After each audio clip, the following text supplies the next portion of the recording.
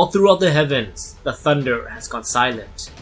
For today, a Thor has fallen. Valhalla's meat hall. Today, we lay to rest Brother Ray Thor.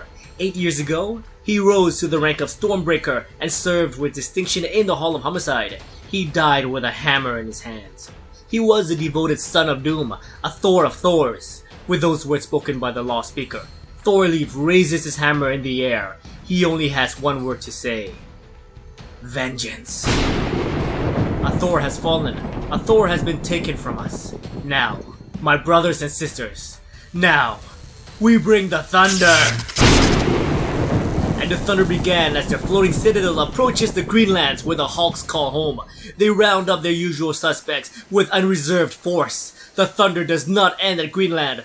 The Hulks, the Sinisters, the Ultrons, the Prowlers and the Predators, the mutants and monsters, and any and all repeat offenders. It is not a good day to be on the Thor's blacklist. Even with their enhanced interrogation techniques, the Thors are no closer to a new lead. Thorleif knows this. The only thing they got is the name. Jane Foster. Thorleif interrogates a man who once worked with Jane Foster of this domain, but he tells the Thunderer that Jane has been gone for months now, and that Thor came shortly afterwards to take her things. This realization shocks Thorleif, who amongst his core have done this. An intimidating voice states, "You want to know what he looks like? All you gotta do is turn around." Thor the Mighty was what he was once known for. Now, he is Thor the Unworthy. He was stripped from his hammer and casted out of Doomguard in shame, but he is here now with a warning. He tells the ultimate Thor that he will end up unworthy as well if he continues down this path. You need to forget you ever heard that name, unless you want to end up like me, or worse, like your partner. The ultimate Thor challenges the mighty Thor in battle, but this goes against their core rules. No Thor shall lay hands on another, but as you may know, the mighty Thor isn't part of their core anymore. He preemptively strikes his opponent. Leif rises to his feet and the two Thors engage. Metal clashes metal. Mjolnir strikes with the power of 1,000 storms, but the unworthy holds his own against the hammer of the gods. Lightning strikes from the heavens and thunder is heard. The two are evenly matched and the fight comes to a standstill. It begins to rain, and Thor the Unworthy mockingly says that the Thor core is calling for the ultimate Thor. Thorleif says that this is not over, and he ends it on a question. Who is Jane Foster? The Unworthy replies, "Why does it matter? They're all dead now anyway." Hours later, Thorleif arrives to meet Throg and his partner, Thur. The forensics Thor tells Leif that Jane Foster from Egyptia had died 3 years ago, but someone dug up her bones and paraded them on the streets. Could the killer be taunting them? But the bones are just the beginning of this mystery. A body has been found, but it's not Jane Foster. This body perished a couple months ago, and it's only discovered now. Meet the body of Donald Blake, door-to-door hammer salesman, recently retired. Suddenly, a noise alerts the Thors that they are not alone. Throg sends his partner Thur to challenge this mysterious figure. He gets knocked out and Throg discovers magic residue. There is magic in play here. They chase down this intruder and pins him to the ground. They found their first suspect. He smirks and he states, "Please, call me Loki."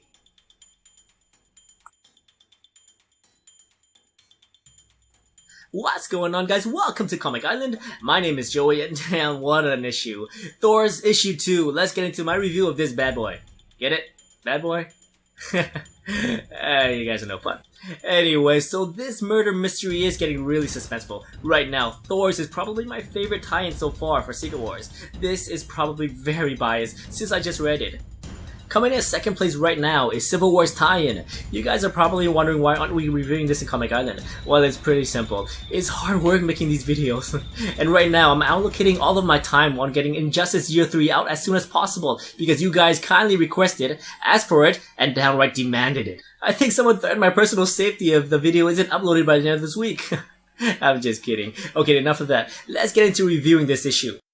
So the story continues as we get introduced to a new Thor, Thor the Mighty, or as he is known now, Thor the Unworthy. I love the fact that the writers are properly utilizing all of the different versions of Thors. For newer readers that don't follow comics on a regular basis, please allow me to explain why this Thor the Unworthy looks the way he does. This is the most recent look for Thor the Odinson from the main Marvel universe we call the 616. He lost his arm after a fight with Malekith, and he is unworthy because of what he heard from Nick Fury.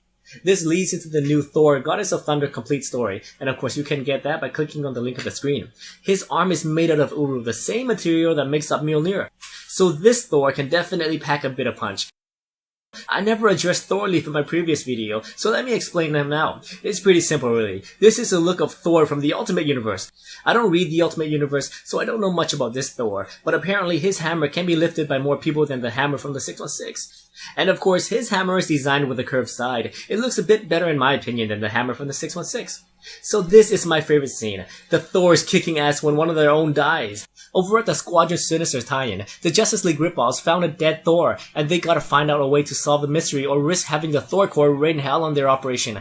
So it is nice to see what would happen, even if the Squadron Sinister doesn't directly tie in with the Thors. Okay, so the cliffhanger ending was my only complaint. It's very cool that Loki is now caught, but couldn't we get that in the beginning or in the middle of the series? We met Loki already, so there isn't much of a surprise anymore. What if we switch Loki's scene with meeting Thor the Unworthy scene? I think that would have been better in my opinion.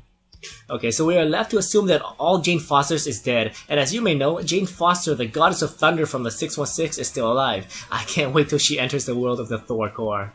Okay, so I'll go cover a few more points before wrapping this video up. I love that they mentioned Donald Blake in this. Very nice homage to the history of Thor Odinson. I also like this polar bear Thor. I assume he wasn't created for this series, but I have no clue where he came from. If you know, please let me know in the comments below.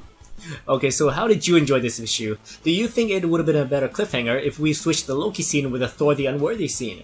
Comments below, let me know. Injustice Year 3 is hot in the works, so look out for that. Please don't threaten my personal safety. I get enough of that from my girlfriend when I forget anniversaries. Alrighty guys, thank you so much for watching, and as always, if you enjoyed this video, please like, subscribe, and I'll see you next time in another Secret Wars tie-in.